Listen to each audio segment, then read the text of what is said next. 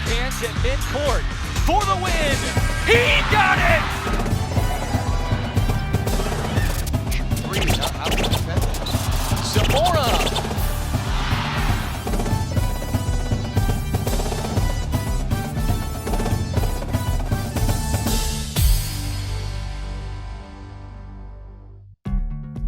Welcome to another installment of Moments with Mario, featuring New Mexico State University Athletic Director Mario Mocha.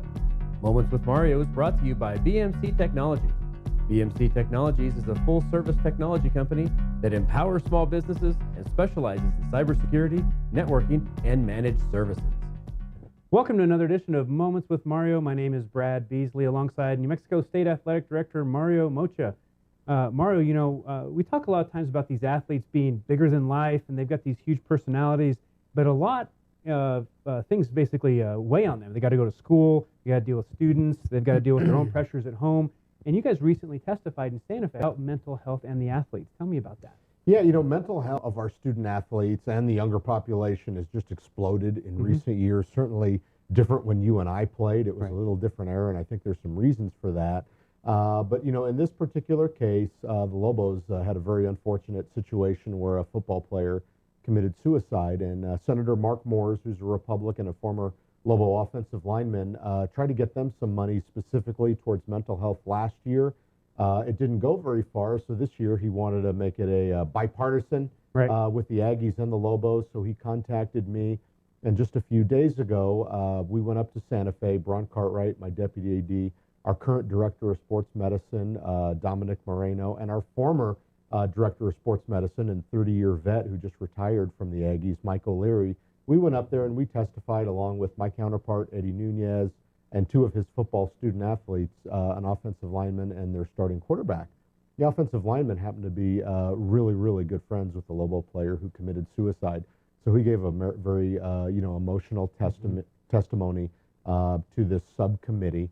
That was chaired by Bill Souls, who's one of our local senators. And, it passed 7-0, and hopefully it will matriculate, through the legal process. If successful, that would put monies directly towards the Aggies and the Lobos, almost specifically for mental health issues. And one of the things is, a lot of the older folks ask me, why is this such a big deal these days? When you and I played, it didn't seem that, our counterparts had those kind of issues, or, even if they did, there wasn't anybody to really listen to them, so you just kind of dealt with it. We had the rub some dirt on it deal, right? Yeah. We had to kind of fight through, and everybody, I think, was dealing with some of those issues, but we just never, kind of like the Kevin Love thing, like talked about it, but once it kind of got out, everybody's realizing we had these problems. Sure, it's not like people didn't have issues back in the 80s and the 90s and well before, but I think two of the things that strike me is social media. There are so many Instagram and Facebook and so many opportunities. So many people are living more virtually now, and liking or unliking or friending and unfriending is such a big deal that is foreign to me. I have a great time on Twitter, but quite frankly, I could care less who likes it, doesn't like it, posts it. I mean, I'm just doing it for fun and to getting the Aggie message out. But one of our university officials was in a van with one of our teams and heard it was a female sports team, and the word was, oh my God, only 7 people liked my post. And it was said with such despondency. It was like, wow, that's a real thing. Yeah. I think the other thing too is media is so much more explosive, even for our Olympic sports. I don't know how many games were able to be watched when you played at UNLV, or certainly me, to watch me play for the Aggies in the 80s, you had to come out to the park, and watch it. Now, every single game, we have a healthy amount of our games nationwide. So you can watch baseball or the softball games that were just on Fox Sports Arizona, Fox Sports Oklahoma, and Flow Sports, which is global. Now, every single person can watch that, and then you get that on social media, critiquing student athletes' performance. Our chat boards, and I every once in a while will look on that. It's kind of like dessert for me. But, criticizing our kids. And it's like, hey, look, do you think that this 18-year-old is purposely trying to miss a shot or what have you? And just the why is he in and why did we recruit him? It's like, man, even from our own fans, and then you get to the stratosphere of other fans critiquing. So, the student athletes are living with a different level of scrutiny that maybe we didn't. So the need for these monies and extra mental health eyeballs on that is critical.